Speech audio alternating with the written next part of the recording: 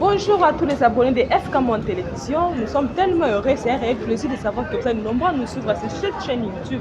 Vous n'êtes pas encore abonné, abonnez-vous massivement sur FK Monde Télévision. Comme on vous avait annoncé que vous allez suivre le jeu de la francophonie, le 9e jeu de la francophonie en direct de FK Monde Télévision, vous avez déjà suivi l'ouverture de ce grand événement qui est à Kinshasa, en République démocratique du Congo. Alors aujourd'hui, on va découvrir, vous et nous, comment est-ce que les artistes ont exposé leurs tableaux. Quelles sont les significations de chaque œuvre que les artistes vont exposer aujourd'hui au musée national? Alors restez branchés pour ne rien manquer. Bonjour. Vous s'appelle comment? Wilfried Bida, je suis artiste peintre camerounaise. D'accord. Vous venez d'où? Du Cameroun. Du Cameroun. Ouais. Ah ok, d'accord. Comment était votre première impression quand vous êtes arrivé au 9e jour de la francophonie ici à Kinshasa? En tout cas, la population congolaise, elle est brave. Beaucoup d'intrigues, beaucoup de blagues, mais beaucoup de bonne bienveillance quand même. Il y a beaucoup de bonne bienveillance, beaucoup d'aide, beaucoup de coups de main. C'est une très belle impression. Donc ça va apporter quoi comme le travail? Vous avez contribué quoi au 9e jour de la francophonie? Oui, pour la francophonie, j'ai ce tableau de peinture qui représente une dame dans un intérieur, mais l'intérieur est énormément constitué de bois. Oui, et ce travail a été un choix assez, je me suis dit, assez logique, si je peux dire ça ainsi. Pourquoi? Parce que cet intérieur est l'intérieur de l'Institut français du Cameroun, mais celui de Yaoundé. Donc je me suis dit que ça allait logiquement, vu que nous sommes à la francophonie. Continuons donc, présentons dans un espace, un intérieur qui va dans ce sens de la langue que nous partageons ensemble, également de cet espace que nous avons en commun. D'accord. Vous avez fait déjà combien de temps dans ces métiers? Est-ce que vous avez étudié ou vous avez juste fait des formations? Je suis titulaire d'un master en art plastique, dont j'ai fait les beaux-arts en Konsamba, au Cameroun. Et ensuite, je me suis donc mise à travailler à mon propre compte. Je travaille en atelier. J'ai mon atelier de travail. C'est là-bas que je travaille. Vous avez déjà fait combien de temps? Oui, ça fait déjà beaucoup d'années. Hein. Sur le terrain, sur l'école, j'ai fait mes 5 ans. Sur le terrain, je pense que je vais déjà pratiquement 7 ans. 7 ans, oui, 7 ans, 7 ans, 6 ans sur le terrain. Merci. Bonjour. Bonjour. On vous appelle comment? Je suis Moussa Sawadgo, alias Mouss Black, artiste sculpteur burkinabé. Burkinabé. Ah, vous venez du Burkina Faso. Oui. Vous êtes venu participer à ces grands concours de 9e jeu de la francophonie ici à Kinshasa. Comment est-ce que vous avez trouvé cette ville hospitalière? Je trouve cette ville très belle, une très belle ville, très animée, et pleine de choses à découvrir. Et ça me ravit. Qu'est-ce que vous avez apporté à la francophonie?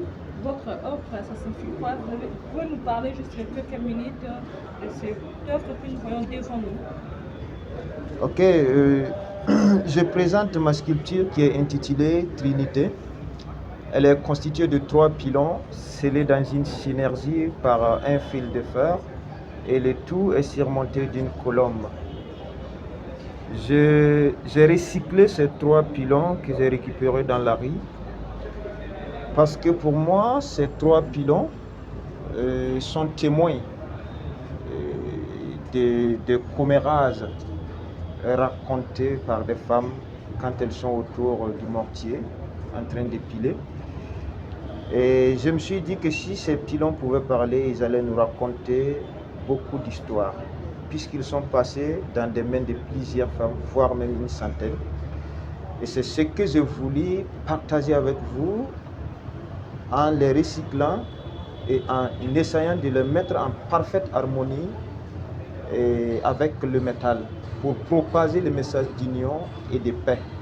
Et la paix est matérialisée ici par la colombe qui est au sommet des lèvres. Il est vrai que la colombe n'est pas un élément qui symbolise la paix dans ma culture, mais puisque le message d'un artiste s'adresse au monde entier, et la paix est primordiale, et tout le monde en a besoin, et la colombe est reconnue comme un symbole de paix sur le plan international. Bonjour, je suis Marie-Francine Dommo, artiste visuelle camerounaise. Vous êtes venu participer au jeu de la francophonie. Quelles sont vos ambitions? Quelles sont vos ambitions? Vous êtes venu participer à un jeu, un concours. Oui, forcément, mon ambition c'est de sortir d'ici avec une médaille, surtout celle en or.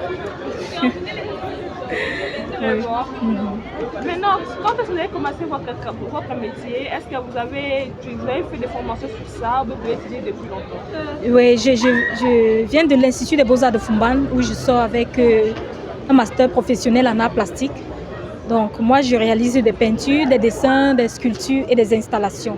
Mais ici, au jeu de la francophonie, je participe avec cette sculpture. Mais pourquoi vous avez choisi ça? On voit, on ne sait pas, il y a des machettes, un vélo. Une moto. C'est une moto. Oui. Une moto avec des machettes. Pourquoi seulement une moto avec des machettes? C'est tranchant. Oui, en fait, c'est une représentation symbolique de la réalité sociale et économique des mototaxis en Afrique subsaharienne. Oui, cette sculpture met en scène une moto faite de machettes qui évoque la résilience, la violence, l'espoir et le courage des conducteurs qui affrontent quotidiennement les dangers de la circulation et de la précarité au quotidien.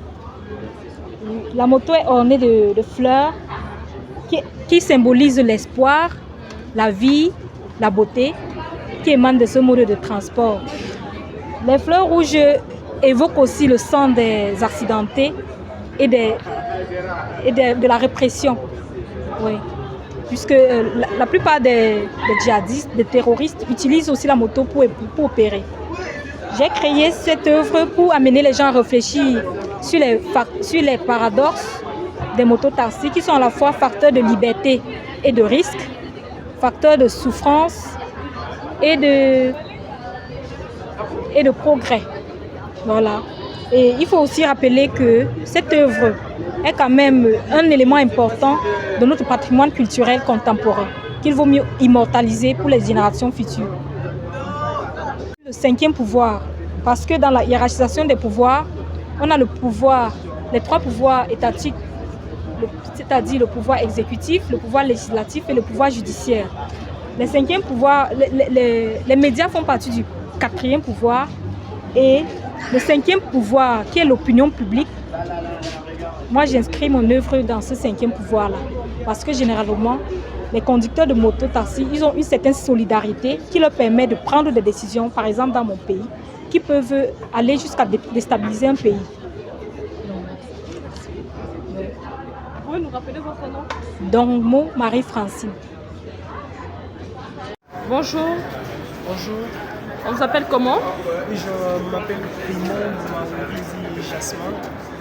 Je suis ici à Kinshasa pour le 9e jour de la francophonie dans la discipline photo. Vous venez d'où? De quel pays? Oui, je viens de la République démocratique du Congo. Ah ok, tu es congolais. Je représente mon pays dans mon pays. D'accord, ok, d'accord. On va voir vos tableaux. On montre. Et comme ces tableaux ici, ça représente quoi? Voilà, déjà le travail s'intitule Mobembo, qui veut dire voyage. Et ensuite, il y a les deux autres noms qui suivent, qui signifient, il y a Ngozi, qui veut dire juste la peau. Ngozi, c'est Swahili. Alors, je choisis de donner ces tableaux le nom parce que c'est considéré comme un voyage dans les temps où on voit les événements qui se passent. Et maintenant, nous, en tant qu'artistes, on essaie de réimaginer c'est quoi l'avenir. Dans ce travail, je sens un peu de parler de l'harmonie entre les êtres vivants et comment est-ce que le corps de la femme, c'est-à-dire le corps et sa peau, est témoin des événements qui sont en train de se passer dans la partie est de notre pays, qui est la République démocratique du Congo. Cette partie où je montre un peu des chorégraphes en mouvement avec de lumière, c'est une photo où j'ai essayé de mettre ma créativité pour voir comment je peux mettre en scène encore un rituel pour faire appel aux ancêtres qui peuvent aussi une solution pour toutes ces atrocités et des problèmes qui sont en train de se passer dans notre pays. Qu'est-ce que vous vous êtes dit à la tête? Tu es congolais. Les Jeux concours 9e Jeux de la francophonie, ça se passe ici au Congo, dans ton pays. Et tu es venu, tu participes à ces grands concours. Tu t'es dit quoi à la tête? Quel objectif tu as vraiment? De remporter cette victoire? Oui, déjà que je fais un très long voyage. Déjà qu'on a un grand pays qui est très grand. C'est ma première fois arrivant à Kinshasa.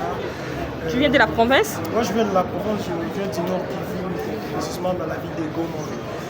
Donc, le sentiment que j'ai d'abord, c'est un honneur pour moi de représenter le pays. Déjà que je me retrouve ici avec d'autres artistes qui viennent de l'intérieur. Donc, le comité a fait à ce que le Congo soit bien représenté par toutes les provinces qui sont là, les artistes qui viennent du Canada, d'autres qui c'est déjà l'objectif ici est de remporter le médaille, parce que le médaille doit rester au Congo. On est en train de faire de notre mieux, utiliser notre créativité en tant qu'artiste. Voilà, voir comment est-ce que le médaille peut rester ici. Voilà, on pense, on nous souhaite nous-mêmes bonne chance. L'artiste libanais Wassim Kamour, et ça c'est son peinture. Donc la peinture parle d'une maison traditionnelle qui est en Ashrafie au Beyrouth, la capitale du Beyrouth. Ça fait longtemps qu'il a commencé. Oui, il était un photographe. Il a commencé par la photographie quand il était très petit, quand il avait 12 ans presque. Et puis il a commencé à aussi faire la peinture. Merci. Bonjour. Bonjour madame. Tu t'appelles comment? Moi je m'appelle Agbetogolo Kwame Dodi. Je m'appelle Agbetogolo Kwame Dodi, sculpteur togolais. Pardon? Sculpteur togolais. Togolais. Ok, d'accord. On a vu ces grands œuvres que vous avez fait. Voilà. Dans l'image de quoi? Ça signifie quoi? Pourquoi c'est Ça, comme ça? oui, ça c'est une femme africaine. Ça représente les femmes africaines. Comme c'est les femmes africaines qui portent des bébés, des fœtus, là vous avez l'orientation. Après la naissance, il faut faire une consultation traditionnelle pour pouvoir savoir l'orientation de l'enfant. C'est ça ici. Et après ça, il y a des scarifications qu'on fait au niveau des visages avec des traits sur l'enfant.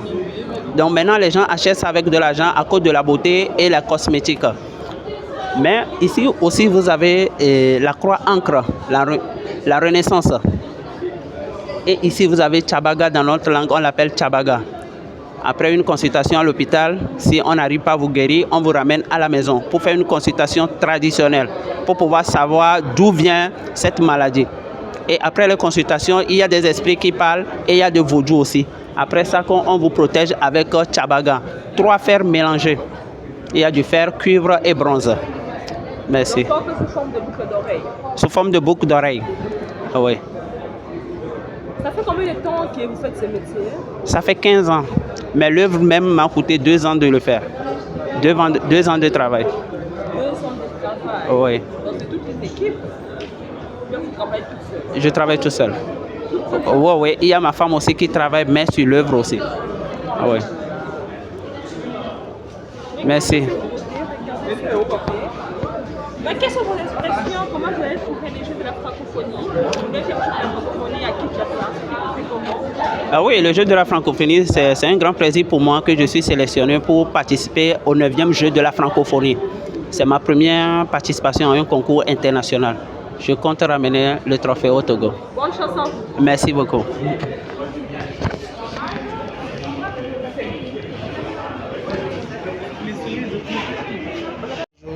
On s'appelle comment? On m'appelle Lokoso, Antel Monsenou. Vous venez de quel pays? Bénin. Bénin. Oui, Bénin. Vous êtes venu participer à ce grand concours de 9e Jeu de la francophonie ici à Kinshasa. Quelles sont vos expressions? Ça me fait tellement, me donne la joie. Puis moi, j'ai croisé beaucoup les artistes, beaucoup les gens qui quittent les pays pour encourager ici et puis on partage les connaissances. Moi, personnellement, ça me fait tellement plaisir. Moi, je le connais, les autres artistes aussi. Je suis tellement content. Est-ce que vous pouvez nous expliquer juste en quelques mots, Oui. quelques phrases, comment vous avez fait cette œuvre? Non, mon œuvre, c'est esclavage. Donc, c'est esclavage à l'époque, ça. C'est ça que moi, j'ai réalisé ça. Pour les gens ont vu le coup d'œil. Mais celui qui est d'aujourd'hui, c'est esclavage moderne. C'est la femme qui supporte beaucoup les charges de la maison, et puis les enfants, de tout. Bon, la femme, c'est un baobab, quoi. On ne laisse pas jamais la femme, on ne tombe pas par terre. Donc nous, les hommes, on supporte les femmes pour évoluer, quoi. C'est pour ça que moi j'ai réalisé, parce que les femmes on travaille beaucoup dans la maison, c'est elles qui supportent beaucoup de choses. C'est ça pour m'inspirer que moi j'ai réalisé mes œuvres. Bonjour, Comment vous appelez l'artiste? je m'appelle Jacques Mayala, mon nom d'artiste est Astera Semei. Oh là là, le nom est un peu compliqué. C'est le verbe de la création. Oh, de la création. Ouais. Oh là là, vous avez, peut-être, on va se nommer comme ça. Mais J'ai pas choisi mon nom, hein. C'est le nom qui m'a choisi au fait. comment ça? De retour. Ok, au début, quand j'ai commencé de faire mes toiles, je n'avais pas de nom. Et là, la métaphysique m'a choisi, m'a dit, écoute, aujourd'hui je t'appelle par Astera Semei, Vous venez de quel pays? du Congo-Brazzaville. Congo Brazzaville. Ouais. Quel tableau vous avez fait aujourd'hui? Vous êtes quel genre d'artiste? Aujourd'hui, je présente ce que j'appelle l'équité. L'équité, c'est là, c'est fait avec la mousquaire et le riz. Donc ici, je dénonce ce qui est injuste. Donc on a notre arbre de la justice. D'une part, on a de l'injustice. Donc si l'équité avait sa place dans ce monde, je pense que tout le monde sera bien. Tout le monde aura une place au ciel et au paradis. Parce qu'aujourd'hui, le droit, l'égalité, tout le monde voudra avoir ce qu'on appelle le droit de vivre, le droit d'aller à l'école, le droit d'apprendre, le droit, et vous pouvez compléter à la fin. Vous savez la suite. Maintenant, ici, notre arbre nous apprend à partager, nous apprend à échanger avec des autres, nous apprend, c'est-à-dire, en fait, ça dégage de tout, quoi. Et le rire représente les humains, en fait. Il y a du côté négatif et du côté positif. Ceux qui sont du côté positif, c'est ceux qui connaissent les droits et autres qui sont de l'autre côté. Mais ceux qui sont dans le côté négatif, ce sont des gens qui cherchent à surmonter et parfois ils ont des barrières, ceux qui les maîtrisent, ils leur bloquent. Ils n'ont pas le choix. Ils sont obligés de survivre de là où ils sont et parfois de rentrer sur les désordres et les drames rentrent et les meurtres et autres là. Et là, la justice n'a plus de place, le droit n'a plus de place. Et imaginez un peu, je vais vous poser une question. Si on était un peuple uni dans le monde entier, c'est-à-dire l'Asie, l'Afrique, l'Europe, l'Amérique et autres, tous les continents du monde, et imaginez un peu comment on va nous appeler. Notre nom, ça sera quoi? Des fois, ça ne sera pas des Congolais, ça ne sera pas des Français et autres. Mais je vous pose la question, ça sera quoi les noms? Les noms, ça sera quoi? C'est ça, merci. Vous avez fait combien de temps dans ce métier? 4 ans déjà. Je suis en 4 ans. déjà. 4 ans. Donc vous avez fait des études normales et puis vous avez entamé ces... Oui. Je suis programmeur de formation, je suis informaticien. Ok. Et après, la peinture, c'est naturel, je suis né avec. Et autodidacte de base. Et après, on améliore avec des ateliers, on avance et on apprend. C'est ça. Comment vous avez trouvé votre arrivée à Kinshasa sur le 9e jeu de la francophonie? Oh, cool. Kinshasa, c'est merveille. Kinshasa, c'est la culture. Kinshasa, vous êtes formidable. Je vous aime beaucoup. D'accord. Bonjour. Bonjour, On s'appelle comment? je m'appelle El Haji Samba Djedjou. Je suis artiste photographe et vidéaste et prof de conception publicitaire à l'École nationale des beaux-arts de Dakar. Là, je représente le Sénégal en catégorie photographie pour les Jeux de la francophonie.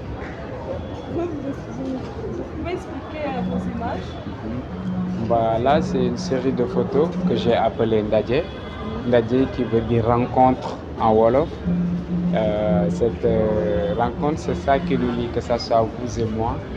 Et quand vous voyez, tu as l'impression que les danseurs, ils me regardent. J'aimerais expliquer aussi cette rencontre qui est entre le photographe et son sujet lui-même. Mais au-delà de cet aspect humain, je peux parler de cet aspect technique où je parle du digital painting, où je fais la photo et je le peins digitalement pour inviter les spectateurs à venir vivre cet instant vie de la photo. C'est cette curiosité qui existe déjà quand vous êtes derrière ces photos, mais aussi c'est une façon aussi de révolutionner la photographie et de donner un autre aspect à la photo. Marcia de l'île Maurice. Et mon tableau, le titre c'est En extase. Et ce tableau est une des séries que j'ai fait, où j'explore un petit peu la nature, l'homme et la spiritualité. Et comme vous voyez, il y a beaucoup des textures, de motifs, de formes géométriques que j'aime explorer. Parce que pour moi, je vois la connexion entre l'homme et la nature dans des formes géométriques qu'on peut voir manifester en nous-mêmes. Par exemple, quand on marche, quand on fait des mouvements, on a des formes, on a des patterns qu'on fait avec nos mains, avec nos mouvements et tout. Et même dans la nature aussi, on a des formes, on a des patterns. Quand le vent ça passe, on a des patterns. Donc j'aime explorer ça et j'essaie de capter les patterns, les motifs dans tout ce sens-là. Et j'ai vécu en Inde, pendant quelques temps et je me suis inspirée et influencée un petit peu avec la philosophie hindoue. Et il y a aussi l'auteur Sadhguru, je ne sais pas si vous avez déjà entendu parler de lui. Donc je me suis vraiment inspirée avec tout ce qu'il dit, avec la nature et tout.